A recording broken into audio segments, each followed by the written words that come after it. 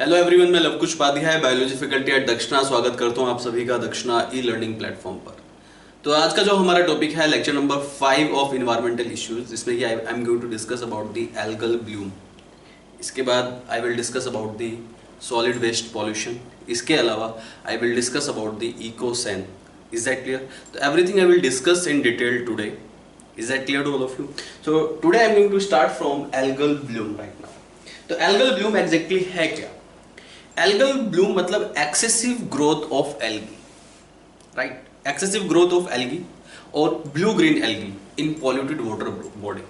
Exactly होता क्या है कि अगर किसी भी वाटर बॉडी में पॉल्यूशन का लेवल बढ़ जाता है, वाटर पॉल्यूटेड होता है, एक्सेसिव न्यूट्रिएंट्स के बढ़ जाने की वजह से वाटर बॉडी में राइट पॉल्यूटेंट्स इंक्रीज हो जाते हैं, राइट?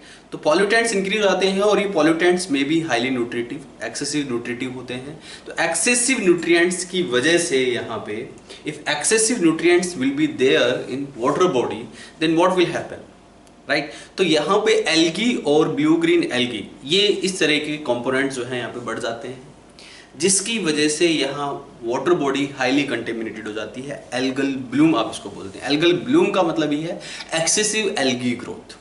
ब्लूम मतलब एक्सेसिव ग्रोथ। तो एल्गी की एक्सेसिव ग्रोथ होती है due to increasing excessive nutrients level in the water body, that you called algal bloom. This algal bloom can be very hazard और can be very bad for human health and even for other organism also. Algal bloom accelerate the eutrophication process also. Eutrophication मैंने बताया था, this is the aging of lake. तो lake की ageing को बढ़ाने का भी काम करता है एल्गल ब्लूम। तो ये जो है बहुत ही हार्मफुल है, तो याद रहे आपको। Algal bloom, this is the presence of large amount of material, presence of large amount of materials in water. Water में जो लार्ज अमाउंट ऑफ मटेरियल्स है, right, causes excessive growth of planktonic algae called algal Bloom. Is that clear?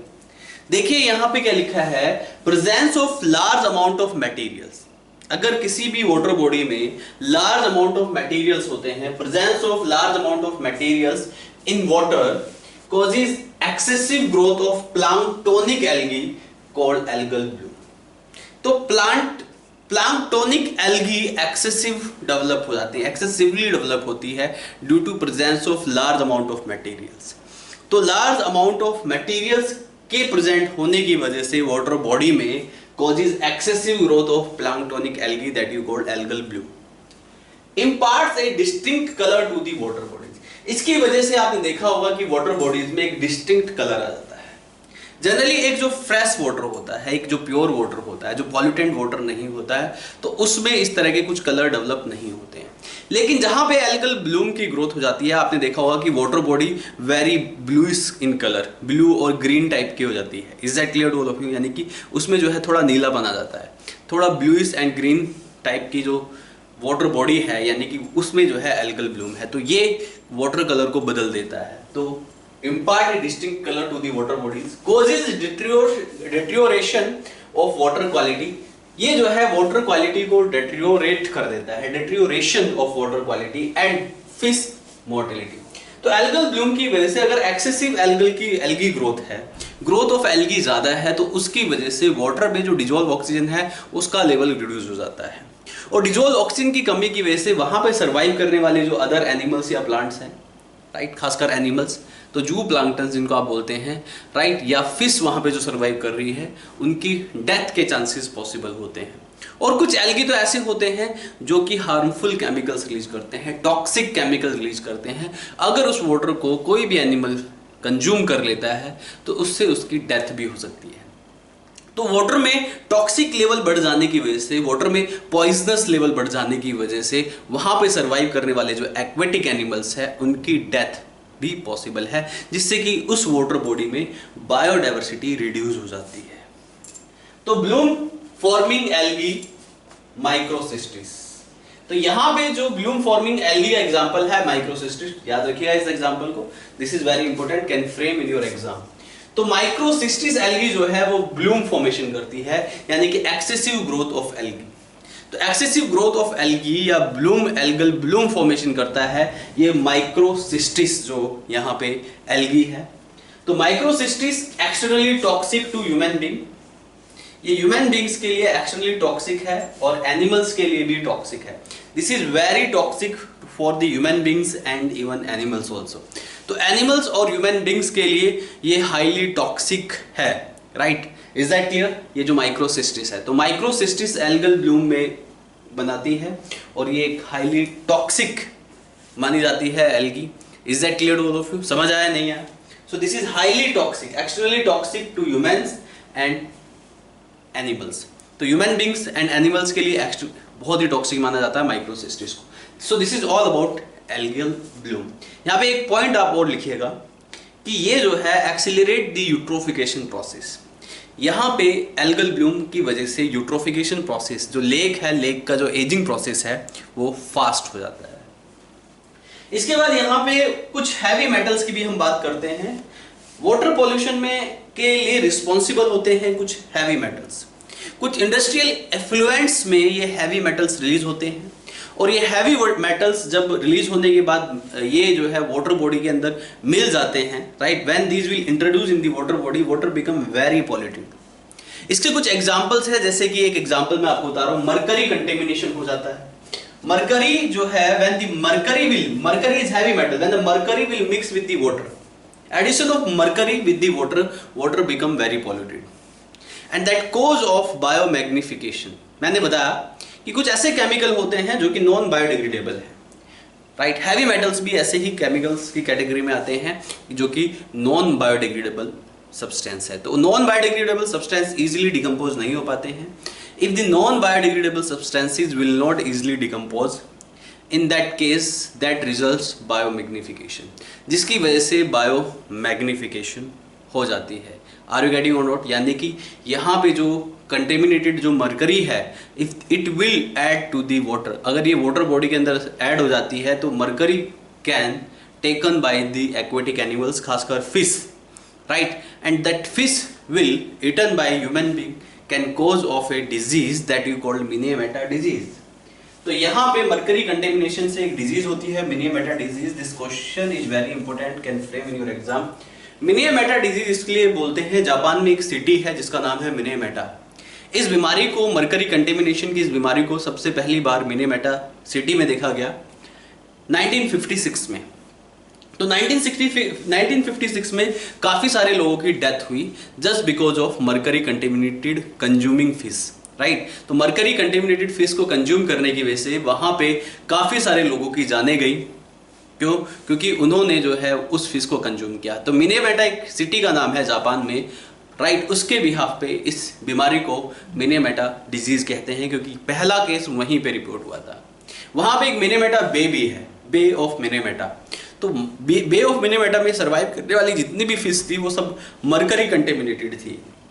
Industrial effluent के साथ साथ, industrial effluent से mercury जो है release होना स्टार्ट हुआ, वो वाटर बॉडी के अंदर मिक्स हो गया और वहाँ पे उसको फीड करना स्टार्ट किया फिश ने।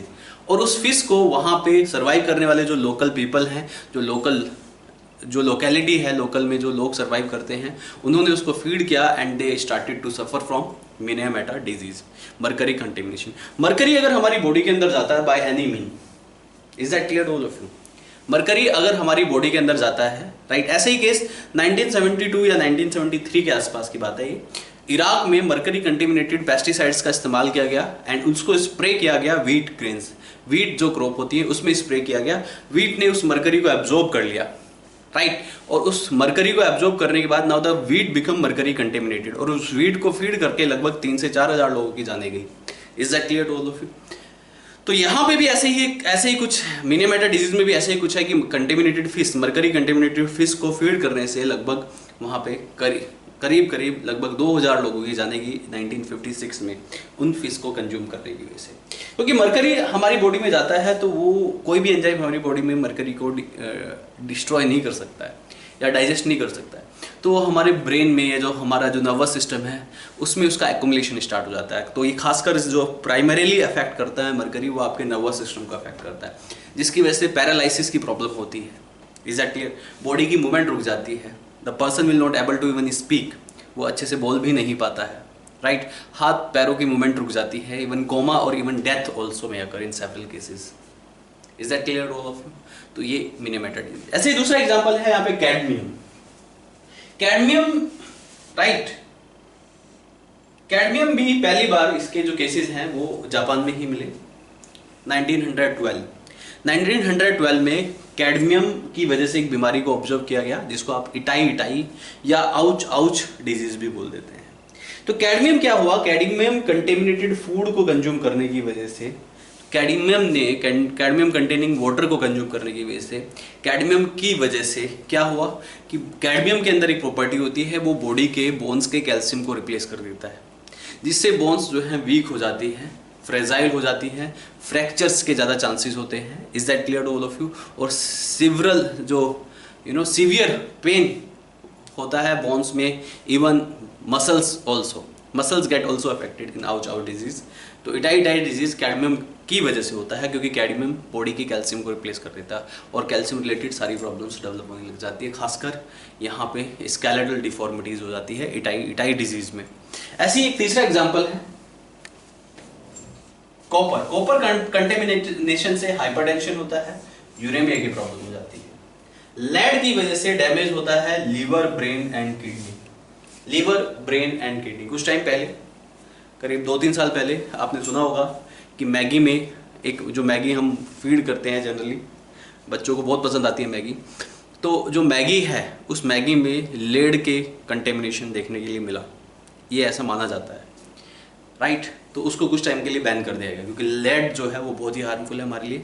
लेड भी हमारे ब्रेन, किडनी और लंग्स में, इवन लीवर में एक्युमुलेट हो जाता है, जिससे कि हमारा लीवर, ब्रेन और किडनी ये डैमेज हो जाते हैं। इसके अलावा आर्सेनिक, एक हैवी मेटल में आर्सेनिक आता है। हैवी मेटल आर्सेनिक की वजह से एक बीमारी होती है जिसको आप बोलते हो black foot disease. Black foot disease arsenic की वजह से होती है। इसमें एग्जैक्टली क्या होता है, इस बीमारी को पहली बार ताइवान में रिपोर्टेड किया गया। इस बीमारी में damaging of blood vessel in lower limbs, lower limbs के ब्लड वेसल डैमेज हो जाने की वजह से, राइट, फीट बिकम ब्लैक, वो ब्लैकिश कलर का दिखाई देता है फीट, राइट। तो ब्लैक फुट डिजीज बोलते हैं आर्सेनिक की वजह से। तो आर्सेनिक जो है उसकी वजह से ब्लैक फुट डिजीज हो जाती है। क्या, कौन सी बीमारी हो जाती है? ब्लैक फुट डिजीज हो जाती है आर्सेनिक की वजह से, damaging of blood vessel in lower limbs. तो लोअर लिम्स के जो ब्लड वेसल्स है वो डैमेज होना स्टार्ट हो जाते हैं। तो ये कुछ हैवी मेटल्स है, mercury, cadmium, copper, lead and arsenic, जिनकी वजह से डिफरेंट डिजीजेस होती हैं। इसके अलावा यहाँ पे एक प्रॉब्लम है मिथाइमोग्लोबिनेमिया। मिथाइमोग्लोबिनेमिया क्या होता है कि देखिए यहाँ पे जो फॉस्फेट और नाइट्रेट्स होते हैं, जनरली हम फर्टिलाइजर्स के तौर पे फॉस्फेट और नाइट्रेट्स का इस्तेमाल करते हैं।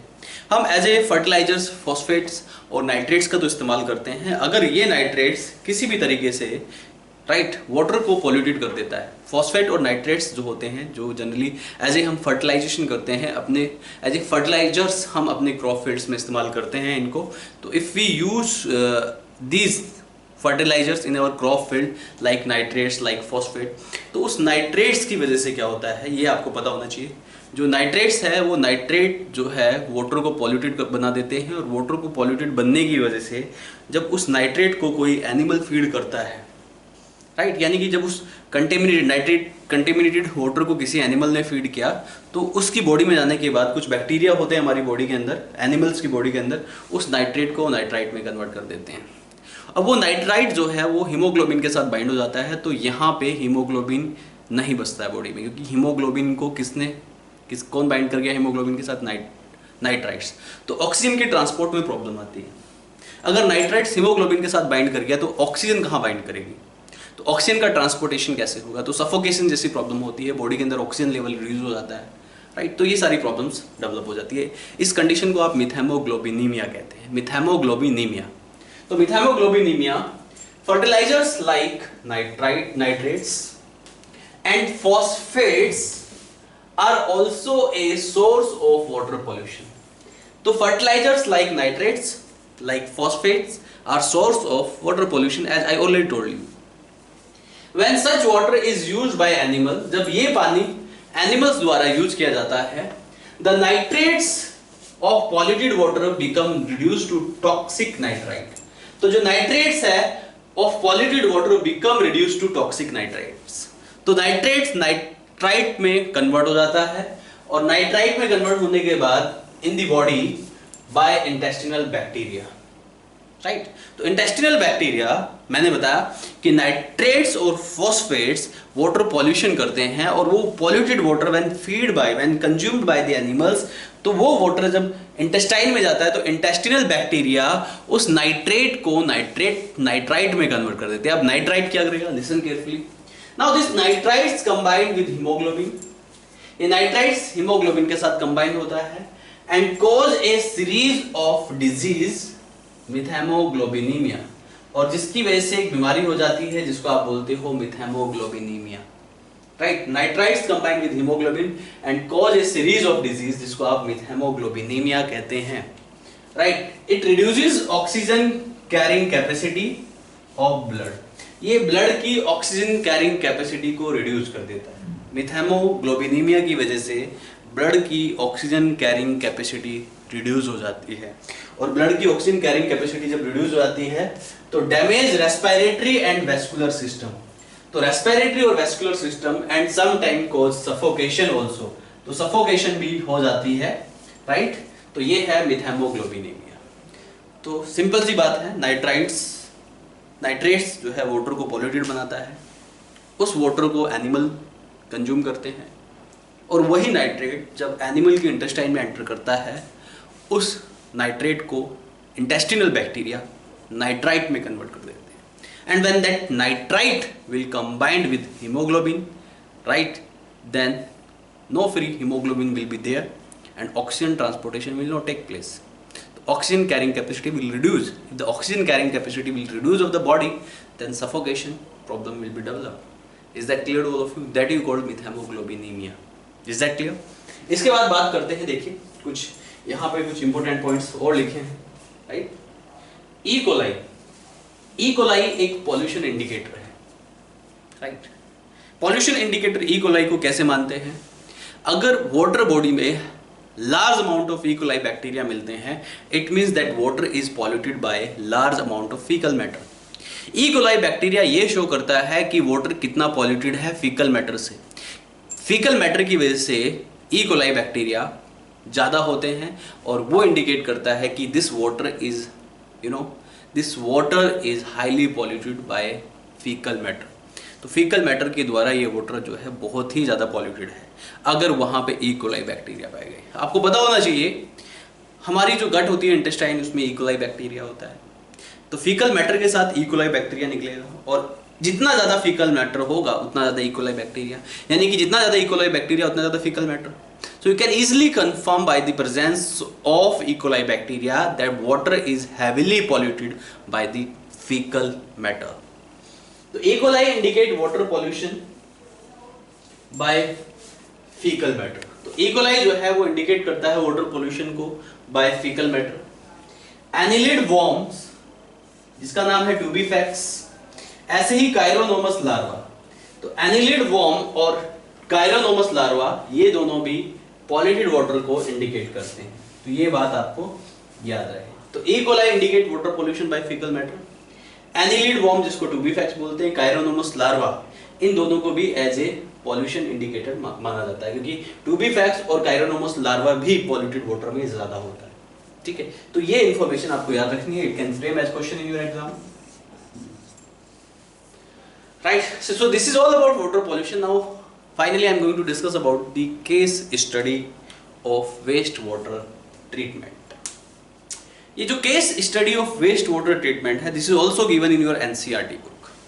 आपकी एनसीईआरटी की बुक में case study of waste water treatment दिया है and this treatment was done in a town of California, जिस टाउन का नाम था Arcata, and the people of that town who perform this waste water treatment that you called form friends of Arcata marshland. Is that clear to all of you? तो इन्होंने एक waste water treatment को plan किया कि किस तरीके से जितना भी वेस्ट वाटर है उसका ट्रीटमेंट किया जाए, right, with the collaboration of Humboldt State university. Humboldt State University के कोलैबोरेशन के साथ मिलके इन्होंने इस वेस्ट वाटर ट्रीटमेंट को प्लान किया। तो ये कैसे प्लान किया, लिसन केयरफुली। तो यहाँ पे केस स्टडी में मैंने बताया कि इसका एक एग्जांपल है the town of Arcata. Arcata एक टाउन है, एरकेटा एक टाउन है, situated along northern coast of California. तो जो एरकेटा टाउन है वो situated along northern coast of California, California के नॉर्थर्न कोस्ट पे सिचुएटेड है एरकेटा टाउन। ये यहाँ पे एक एग्जांपल है वेस्ट वाटर ट्रीटमेंट का। Collaborating with biologist from Humboldt State University. तो इन्होंने वेस्ट वाटर ट्रीटमेंट को प्लान किया with the collaboration of Humboldt, biologist of Humboldt State University के साथ मिलके। Towns people created an integrated waste water treatment process within a natural system. जो यहाँ पे एरकेटा टाउन के लोग हैं उन्होंने एक इंटीग्रेटेड वेस्ट वाटर ट्रीटमेंट को प्रोसेस किया। और किस तरीके से प्रोसेस किया, ये यहाँ पे कुछ स्टेप्स है, मैं बता रहा हूँ आपको। तो ये किस तरीके से प्रोसेस किया गया, you must understand about this. यहाँ पे प्रोसेस में जैसे कि conventional sedimentation, filtration and chlorination किया गया उस वाटर बॉडी का। अब सेडिमेंटेशन, फिल्ट्रेशन एंड क्लोरिनेशन की वजह से जितने भी उसमें सॉलिड वेस्ट थे उनको आसानी से रिमूव किया गया, राइट। और जितने भी बायोडिग्रेडेबल वेस्ट थे उनको भी आसानी से रिमूव किया जा सकता है। लेकिन सबसे बड़ी जो प्रॉब्लम थी यहाँ पे वेस्ट वाटर ट्रीटमेंट में वो थे हैवी मेटल्स। उन हैवी मेटल्स को रिमूव करना और या फिर डिजॉल्व जो सॉल्ट होते हैं वाटर बॉडी में उनको रिमूव कर पाना अपने आप में एक कॉम्प्लिकेटेड टास्क माना गया। तो देखिए यहाँ पे इन्होंने किस तरीके से किया। Conventional sedimentation, filtering and chlorine treatments are given. तो यहाँ इस प्रोसेस में sedimentation, filtration, chlorine treatment are given to that wastewater body. After this stage, lots of dangerous pollutant, dissolved heavy metals still remain. इस stage के बाद काफी सारे pollutants जो है dangerous pollutants resolve हो गए। Is that clear all of you? Dissolve जो है यहाँ पे dangerous pollutant dissolve हुए, heavy metals still remain, लेकिन उसमें heavy metals remain रहे। For heavy metals, developed a series of 6 connected marshes over 60 hectare. इन्होंने ये मार्शलैंड, इसको आप बोलते हैं, यहाँ पे इस वेस्ट वाटर के ट्रीटमेंट के लिए 60 हेक्टेयर्स लैंड का इस्तेमाल किया और उनको 6 डिफरेंट सीरीज में डिवाइड कर दिया। और उन मार्शलैंड की सीरीज में they were seeded different kind of organism like bacteria, fungi, plants, algae, सबको उन्होंने सीडेड किया जिससे कि वहाँ पे वो बैक्टीरिया, फंजाई और माइक्रोब्स उसको डिकम्पोज कर सके और वहाँ पे जितना भी ज़्यादा से ज़्यादा है पॉल्यूटेंट उनको वो रिमूव करने में हेल्प कर सके। तो इसके बाद उन्होंने एप्रोप्रिएट प्लांट्स, वहाँ पे कुछ एप्रोप्रिएट प्लांट्स लगाए। Fungi, algae and bacteria were seeded in this area. मैंने बोला फंजाई, एल्गी, प्लांट्स, बैक्टीरिया, इन सबको उस एरिया में सीडेड किया गया। 60 हेक्टेयर्स का एरिया था, 6 मार्शलैंड में उसको डिवाइड किया गया। These organisms neutralize, in organisms ने क्या किया, neutralise, absorb and assimilate the pollutants. तो एट द एंड ये यहाँ पे इन ऑर्गेनिज्म को सीडेड करने का जो पर्पस था, मैंने बोला कि ये एक जो हम यहाँ पे एक केस स्टडी कर रहे हैं वेस्ट वाटर ट्रीटमेंट की, राइट, ये कहाँ पे किया गया, एरकेटा में। एरकेटा जो है ये नॉर्थर्न कैलिफोर्निया में है, नॉर्थर्न कैलिफोर्निया में है, राइट। एक टाउन है एरकेटा, वहां पे इस वेस्ट वाटर ट्रीटमेंट को परफॉर्म किया गया with the collaboration of biologist of Humboldt State University. तो वहां पे हम्बोल्ट स्टेट यूनिवर्सिटी है, उसके कोलैबोरेशन के साथ ये जो है वेस्ट वाटर ट्रीटमेंट को प्रोसेस किया गया। इस वेस्ट वाटर ट्रीटमेंट को उन्होंने जो है एक मार्शलैंड जिसका एरिया लगभग 60 हेक्टेयर था, कितना एरिया था, लगभग 60 हेक्टेयर एरिया।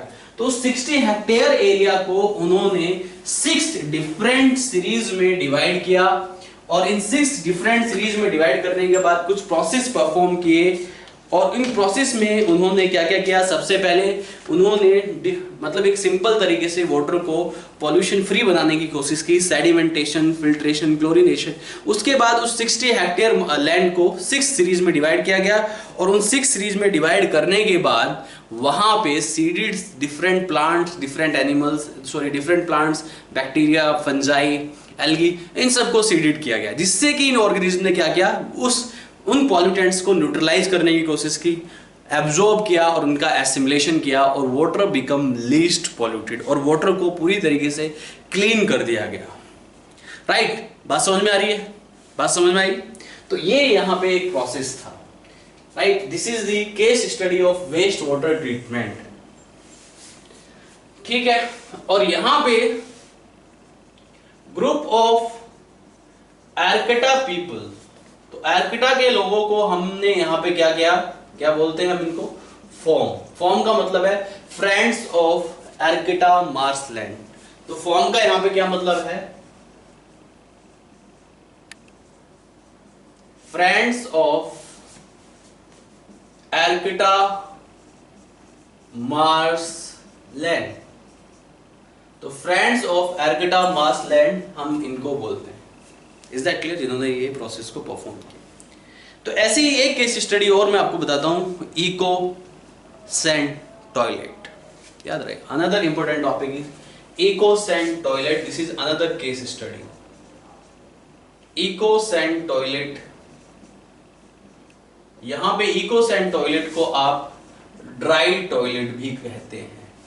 यानी कि यहां पे इस इको सैंड टॉयलेट की हेल्प से you recycle the human excreta and use it as fertiliser. तो हम यहाँ पे as a fertilisers, as a compost इस्तेमाल करते हैं इको सैंड टॉयलेट की हेल्प से ह्यूमन एक्सक्रेटा को। तो इको सैंड जो है एक तरह के ड्राई टॉयलेट है। ये इको सैंड टॉयलेट का कॉन्सेप्ट पहली बार 1996 में इथोपिया में डेवलप किया एक एनजीओ ने, जिसका नाम था सूडिया। So first time the concept of eco sand toilet developed in Ethiopia.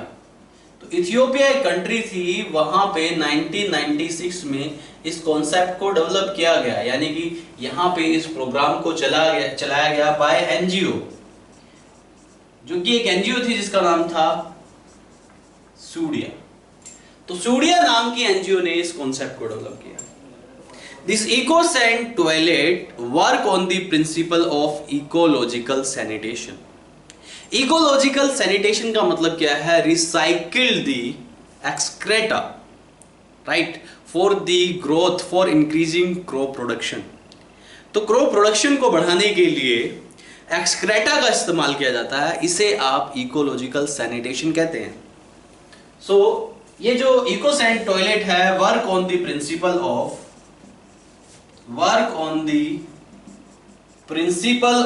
कौन से प्रिंसिपल पे काम करती है ये, इकोलॉजिकल सैनिटेशन के प्रिंसिपल पे, राइट। ये वर्क करता है eco sand toilet. Ecological sanitation का मतलब क्या है, ये आपको पता होना चाहिए। इकोलॉजिकल सैनिटेशन का मतलब है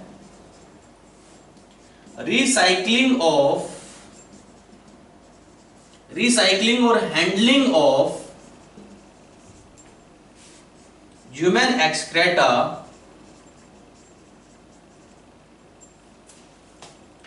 for increasing crop production. Crop production को बढ़ाने के लिए ह्यूमन एक्सक्रेटा की हैंडलिंग की जाती है, उसका रिसाइकिल किया जाता है। That you called ecological sanitation. यहां पे इको सैन साइकिल में आपको बताया, तो एक साइकिल होती है जिसको आप इको सैन साइकिल बोलते हैं। ईट whatever you will eat, that will be useful to you, even that will be useful for the crop production. Eat, then excrete. और यहां पे जितना भी एक्सक्रेटा होगा ह्यूमन बीइंग का, उससे आप क्या बनाएंगे, कंपोस्ट,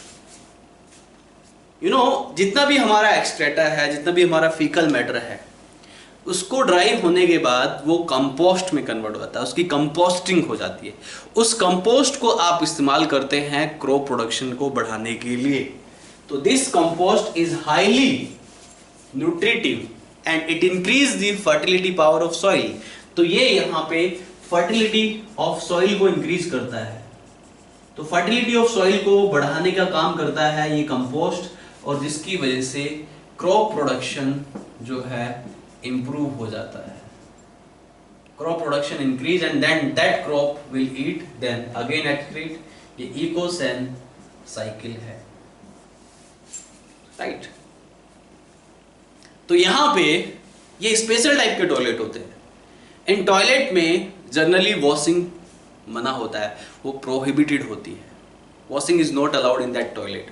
वॉशिंग के लिए इन टॉयलेट में एक अलग सेक्शन होता है। जितना भी एक्सक्रीटा होता है, जितना भी फीकल मैटर होता है, आप एक साइड एक सेक्शन में उस फीकल मैटर को निकाल देते हैं और दूसरे सेक्शन में वॉशिंग का इस्तेमाल करते हैं। तो वहाँ पे जो फीकल मैटर निकलता है उसको स्टोर किया जाता है एज ड्राई फीकल मैटर। तो वहाँ पे एक ड्राई फीकल मैटर स्टोर हो जाता है और बाद में वो ड्राई फीकल मैटर धीरे धीरे कंपोस्ट होता है और कंपोस्टिंग के बाद उसको जो है इस्तेमाल किया जाता है एग्रीकल्चरल लैंड में क्रॉप प्रोडक्शन को बढ़ाने के लिए।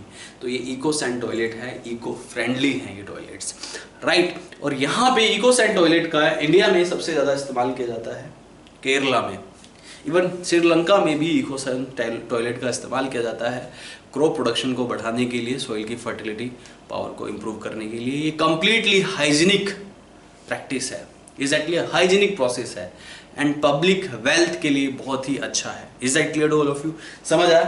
तो ये this process is completely healthy and hygienic. तो ये एक हाइजीनिक प्रैक्टिस मानी जाती है अपने आप में, ठीक है? Is that clear? इंडिया में ये इको सैंड टॉयलेट कहां पे है? केरला में है। इवन इन श्रीलंका ऑल्सो जो कॉन्सेप्ट है इको सैंड टॉयलेट का, that is also in Sri Lanka. Is that clear to all of you? So this is all about eco sanitation, ecological sanitation or eco-san toilet. Now I'm going to discuss about the solid waste. My next topic is solid waste that I'm going to discuss now. देखिए, listen carefully. Next is solid waste. देखिए, अगर बात की जाए solid waste की, तो solid waste क्या है? You must understand about this.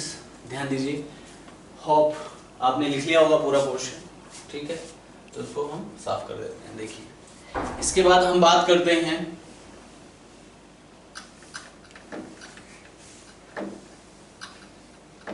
Solid waste की। सॉलिड वेस्ट क्या है, कितने टाइप का सॉलिड वेस्ट होता है और उसका सॉल्यूशन क्या है, ये आपको पता होना चाहिए। देखिए प्लीज,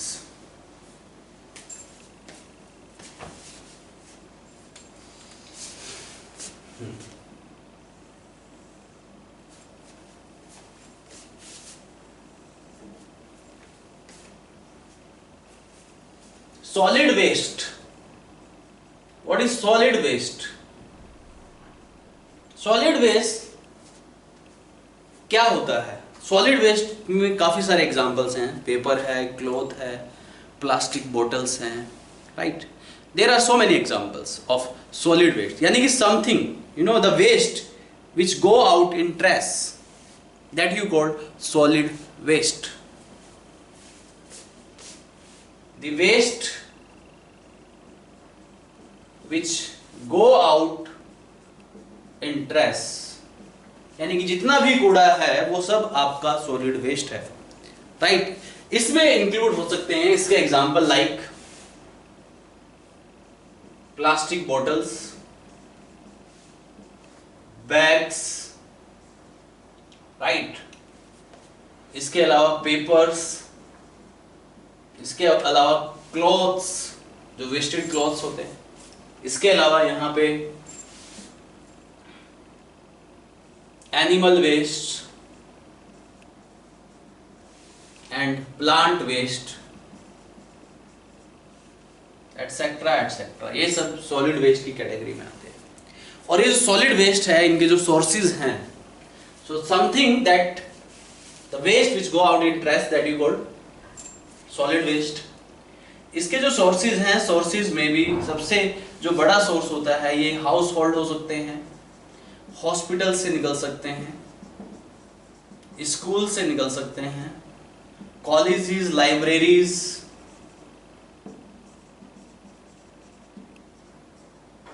एंड सो ऑन। ये सोर्सेज हैं। ये जितने भी सॉलिड वेस्ट है, राइट, इनका आप क्या सॉल्यूशन करते हैं? अगर आप सॉलिड वेस्ट को ऐसे ही कहीं भी खुला फेंक देते हैं, that can be the breeding place of rat and flies. और ये रैट और फ्लाइज जो है may be the vector of serious diseases. इससे हमारी कम्युनिटी में, हमारी सराउंडिंग में काफ़ी सारी बीमारियां पैदा हो सकती है। So that's not a solution, वो इसका एक सॉल्यूशन नहीं है। या कुछ लोग ऐसा भी करते हैं कि लैंड फिलिंग करके कहीं पे कोई सॉइल के अंदर एक गड्ढा खोद दिया, उस गड्ढे के अंदर उन सभी सॉलिड वेस्ट को डाल दिया, तो वो भी एक सॉल्यूशन नहीं है, क्योंकि इन सॉलिड वेस्ट से कुछ हार्मफुल केमिकल्स का सीपेज हो सकता है, and that seepaging of harmful chemicals can destroy the underground resources. Soil की फर्टिलिटी पावर रिड्यूस हो सकती है, और उन केमिकल्स का सीपेज हो सकता है that can mix with the underground water, and that underground water consumed by us, and that can be completely harmful to us. Is that clear to all of you? तो यहाँ पे इनका कोई solution नहीं है। तो ऐसे केस में हमें सबसे पहली बार जितना भी सॉलिड ट्रैश होता है, आपने देखा होगा आपके घरों के आसपास म्यूनिसिपल कॉर्पोरेशन की गाड़ियाँ आती हैं कूड़ा इकट्ठा करने के लिए। वो सारा कूड़ा इकट्ठा करके लेके जाती है, और फिर वहाँ पे उस कूड़े में से कूड़े को सेपरेट किया जाता है, राइट, कि इसमें से कौन सा बायोडिग्रेडेबल है, कौन सा नॉन बायोडिग्रेडेबल है, एंड कौन सा रिसाइक्लेबल है, राइट। आपने अगर देखा हो अपने घरों के आसपास, कभी कभी रैग पिकर्स को एक काफ़ी बड़ा झोला लेके चलते हुए देखा होगा। रैग पिकर्स भी रिसाइकलिंग में हेल्प करते हैं। रैग पिकर्स जो होते हैं वो हमारे एनवायरनमेंट को क्लीन मेंटेन करने में, जो कबाड़ी वाला जिसको आप बोलते हो, वो हमारे एनवायरनमेंट को क्लीन करने में हेल्प करते हैं। तो इन सॉलिड वेस्ट को आप 3 कैटेगरीज में डिवाइड करते हो। You must understand about this. You can divide the solid waste into the 3 major category: biodegradable, non-biodegradable, even last one is recyclable. तो biodegradable, non biodegradable and recyclable. तो यहां पे जो बायोडिग्रेडेबल है,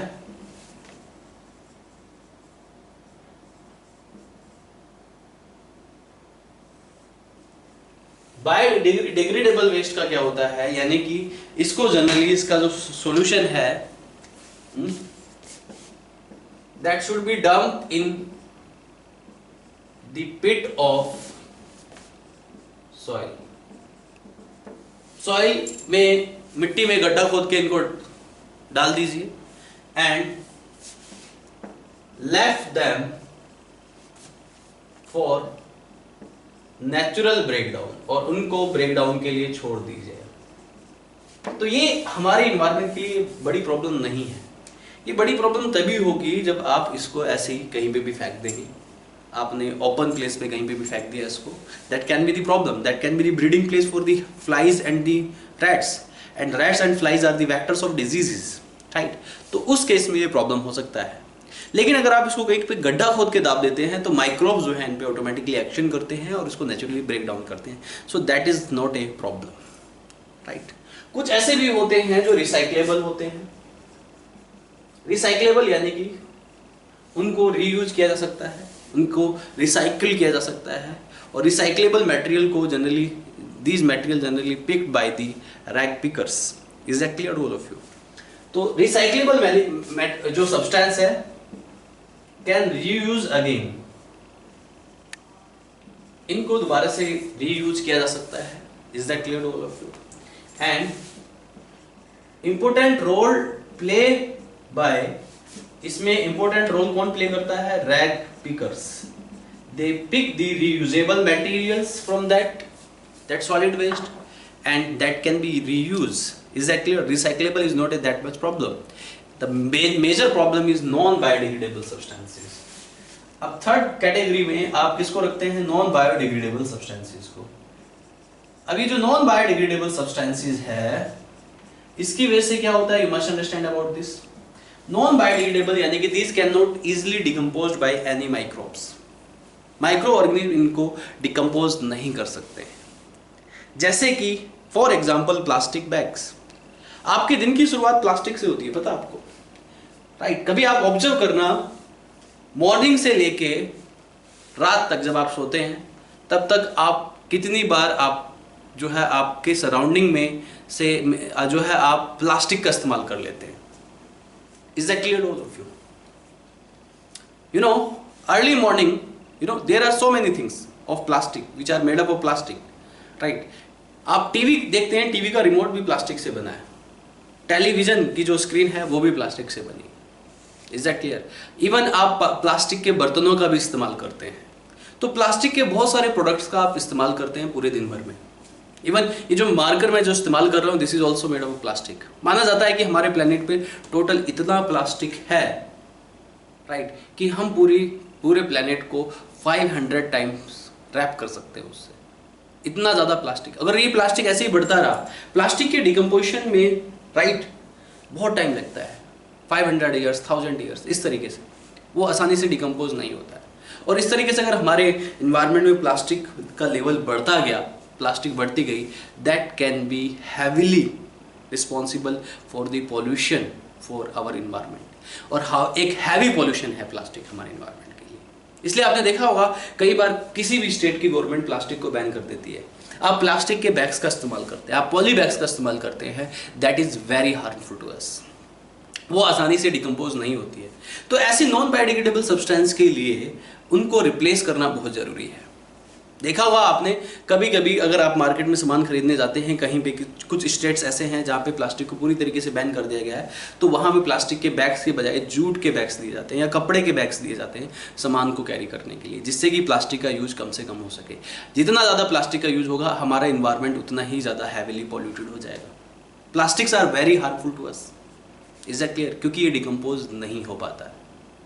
इज दैट क्लियर? प्लास्टिक को अगर आप land filling करते हैं प्लास्टिक से, तो उससे क्या होगा? सॉइल की फर्टिलिटी पावर खत्म हो जाएगी, प्लांट प्रोडक्टिविटी नहीं होगी। या आप प्लास्टिक को जलाते हैं तो उससे इतना कार्बन निकलेगा कि हमारे एटमॉस्फेयर जो है, एयर की जो क्वालिटी है वो बेकार हो जाएगी, एयर पॉल्यूशन होगा, आप सांस नहीं ले पाएंगे, आपको फ्री ऑक्सीजन नहीं मिल पाएगी।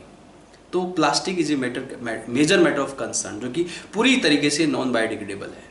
तो try to avoid the plastic things. जो प्लास्टिक से बनी हुई चीज़ें हैं उनको आपको अवॉइड करना है।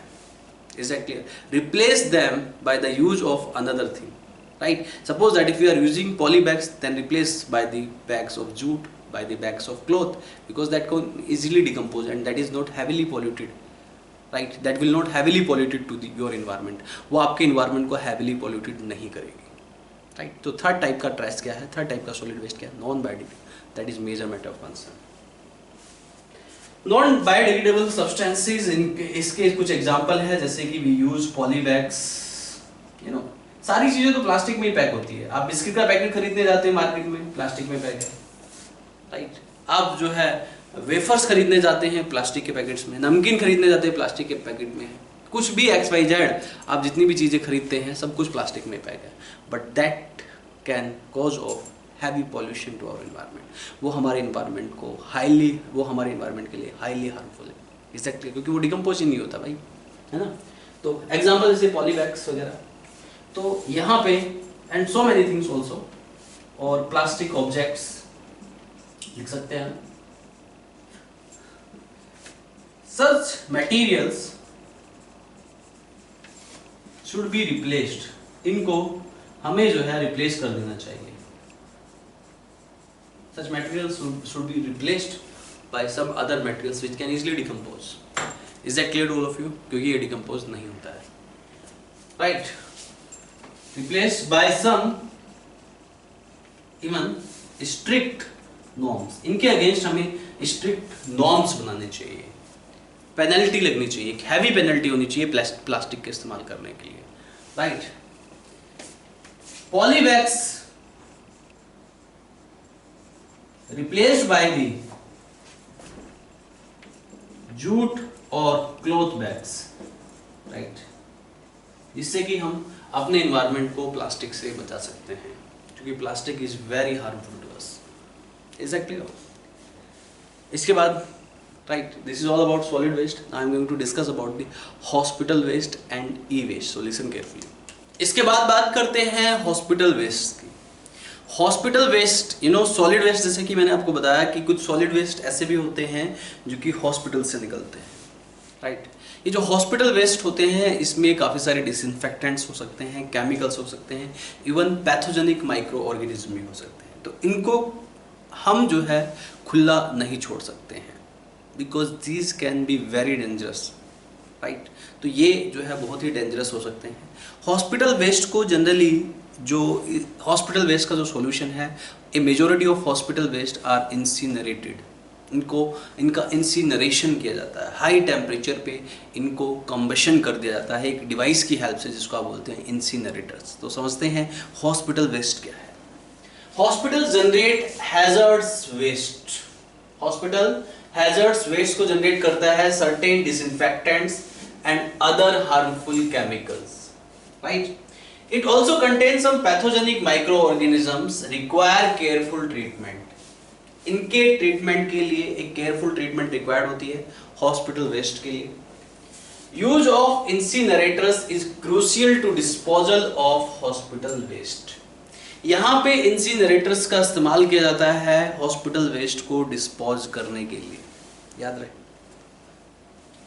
इंसिनरेटर्स जो है device use to combustion of solid waste, ये वो डिवाइस है जो कि सॉलिड वेस्ट के कंबशन के लिए रिक्वायर्ड होती है। इंसिनरेशन जो है एक प्रोसेस है, जनरली हॉस्पिटल वेस्ट का आप इंसिनरेशन कर देते हैं इंसिनरेटर डिवाइस की हेल्प से। और इंसिनरेशन एक प्रोसेस है जिसमें सारे सॉलिड वेस्ट का कंबशन कर दिया जाता है, यानी कि पूरी तरीके से उसको जला दिया जाता है हायर टेम्परेचर।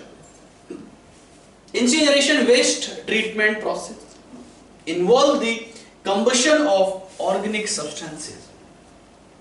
ये एक वेस्ट ट्रीटमेंट प्रोसीजर है जिसमें कि कंबशन कर दिया जाता है, राइट, जितना भी सॉलिड वेस्ट है उसका। इसके अलावा यहाँ पे इलेक्ट्रॉनिक वेस्ट की हम बात कर रहे हैं, यानी कि इलेक्ट्रॉनिक वेस्ट, इलेक्ट्रॉनिक वेस्ट में जितने भी आपके इलेक्ट्रिक गैजेट्स आते हैं, is that clear to all of you, जैसे कि मोबाइल फोन, इररिपेयरेबल कंप्यूटर या और काफ़ी सारे इलेक्ट्रॉनिक डिवाइसेस, टेलीविजन्स हो गए, एसी हो गया, एयर कंडीशनर हो गया, या वॉशिंग मशीन हो गई। तो बहुत सारे ऐसे ई वेस्ट होते हैं, राइट, जो जनरली एक इन्वायरमेंट में पॉल्यूशन के लिए रिस्पॉन्सिबल हो सकते हैं। माना जाता है लगभग 50% ई वेस्ट प्रोड्यूस्ड बाय, इसको जो प्रोड्यूस करते हैं ई वेस्ट को, वो डेवलप्ड कंट्रीज प्रोड्यूस करती हैं। Majority of e waste produced by the developed countries and that is export to the, किसको एक्सपोर्ट कर दिया जाता है? डेवलपिंग कंट्रीज को, लाइक इंडिया, चाइना, पाकिस्तान। लेकिन उनके लिए एक मेजर प्रॉब्लम रह जाती है कि ये इलेक्ट्रॉनिक वेस्ट को किस तरीके से हैंडल करें। इनके पास मेथडोलॉजी या इतनी साइंटिफिक टेक्निक नहीं है कि इन ई वेस्ट को हैंडल किया जा सके as compare to developed countries.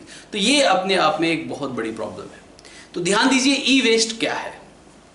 E waste irreparable computers and electric goods, irreparable computers and electric goods, right, that we call e-waste.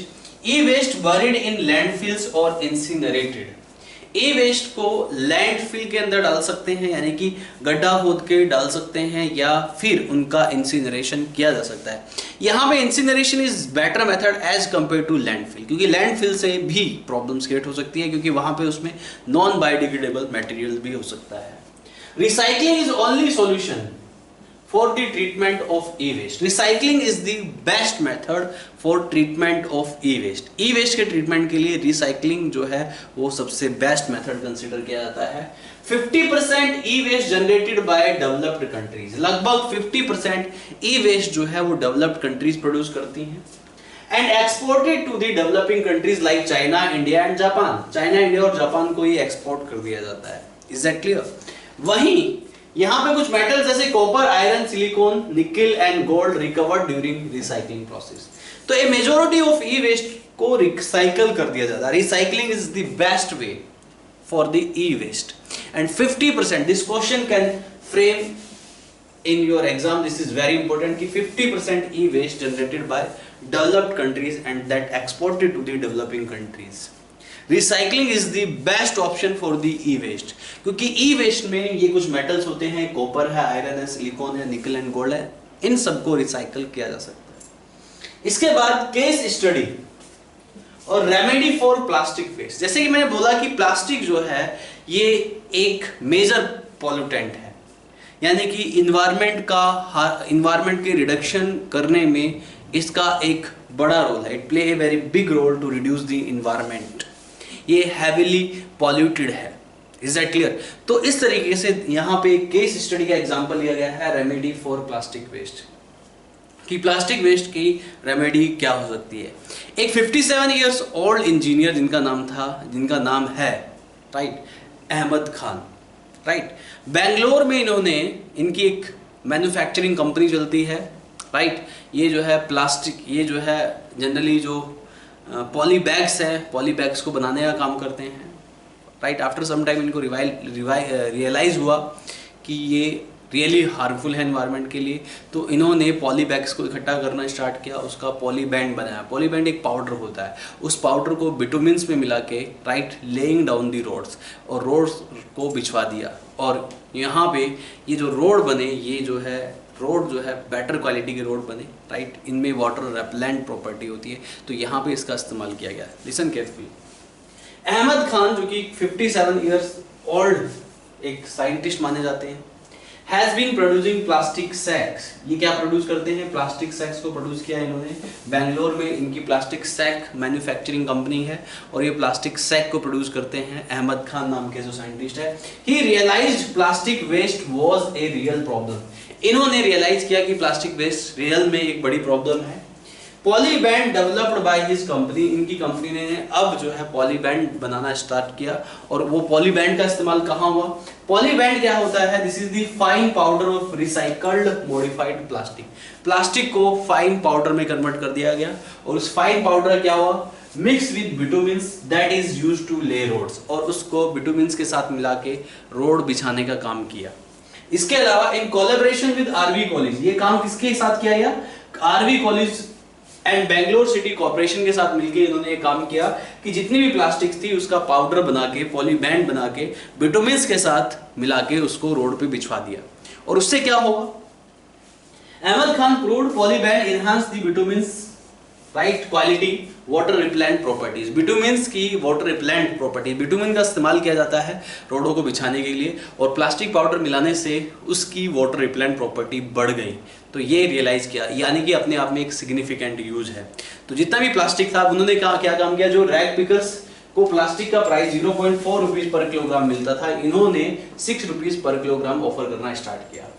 तो जितनी भी प्लास्टिक थी उसको इकट्ठा करना इन्होंने स्टार्ट किया, पॉलीबैंड बनाना स्टार्ट किया जो कि प्लास्टिक का पाउडर है, और बिटुमिन्स में मिला के रोड बिछाना इस्तेमाल करते हैं। बिटुमिन्स की क्वालिटी इससे इंप्रूव हो जाती है, प्लास्टिक का इस्तेमाल हो जाता है और बिटुमिन्स की क्वालिटी इंप्रूव हो जाती है, रोड की क्वालिटी इंप्रूव हो जाती है। So it is a better way, right, it is a better way to reduce environmental pollution को कम करने के लिए प्लास्टिक का रिड्यूस करने के लिए, प्लास्टिक पॉल्यूटेंट्स का रिड्यूस करने के लिए इन्वायरमेंट में दिस इज ए बेटर वे। एक सही तरीका है, राइट, जिससे कि रोड की क्वालिटी भी इंप्रूव हो जाती है और प्लास्टिक से भी हम बच जाते हैं, right. Polyband increase road life, ये रोड लाइफ को बढ़ाता है।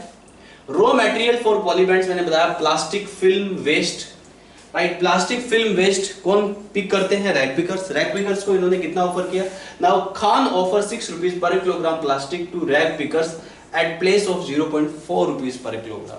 इसके अलावा in years 2002 more than 40 kilometres of roads in Bangalore has already been lead, और बेंगलोर में 40 किलोमीटर रोड पॉलीबैंड से बना हुआ रोड बिछाया गया 2002 ईयर में। So this is the use of plastic waste. तो इसी के साथ इस लेक्चर को यहीं पे कंप्लीट करते हैं। इसके बाद my next lecture, in that lecture I will discuss about the agrochemical waste, radioactive waste and greenhouse effect के बारे में अगले लेक्चर में डिस्कस करते हैं। तब तक के लिए thank you very much, bye bye, take care.